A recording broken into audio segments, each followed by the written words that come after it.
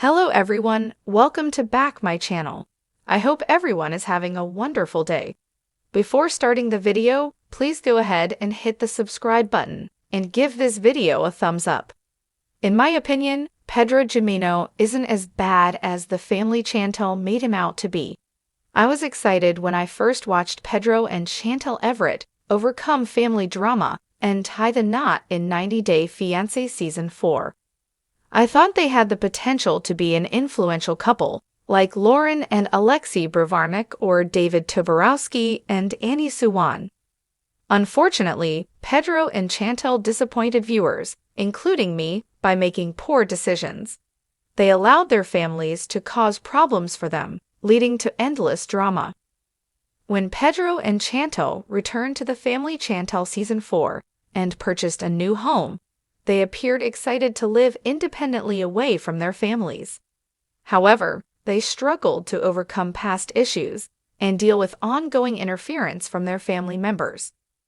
Pedro began to distance himself from Chantel, leading to speculation that he was being unfaithful to her. This and his disrespectful behavior damaged his reputation and made him appear to be a terrible husband. In the family Chantel Season 4, I ultimately watched Pedro asking Chantel for a divorce, leading to a tumultuous end to their marriage. Most viewers were angry at Pedro for how he ended his relationship with Chantel. However, now that emotions have settled, I can acknowledge that Pedro wasn't wrong about his actions. At some point in their relationship, Pedro realized he couldn't salvage his marriage to Chantel. He discovered Chantel would never meet his expectations as a wife. Raised in a middle-class family in the Dominican Republic, Pedro aspired to achieve great things in adulthood. Pedro realized after a few years into his marriage that Chantel didn't share the same zeal for life as him.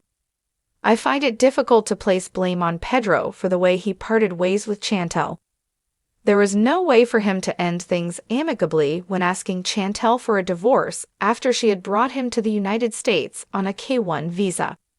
Initially, he attempted to overlook the issue by focusing on his job, but this only made him appear worse and made Chantel feel as though he was cheating on her with his colleagues. Ultimately, the TLC star had to request a divorce from Chantel because he didn't see a future with her. I believe Pedro received an unfair amount of blame when other cast members were the true villains in his relationship with Chantel. Chantel's mother, Karen Everett, was a troublemaker from the beginning. Karen seemed to take on the role of the show's main star, trying to appear intimidating. She accused Pedro of being a sinky-panky and even threatened to tase him. Karen was a source of the conflict between Pedro and Chantel, leading to countless fights and family disputes that could have been avoided if she hadn't interfered in her daughter's marriage. Karen never attempted to improve things between Pedro and Chantel. Rather, she used her influence to turn her daughter against Pedro. She even sparked one of the most intense fights by inviting Pedro and his sister, Jimeno, for dinner and provoking an argument. The situation escalated with Pedro fighting Chantel's brother, River Knight. However, Karen didn't take steps to resolve the conflict. Instead, she remained in the background, enjoying the drama. Karen wasn't the only villain.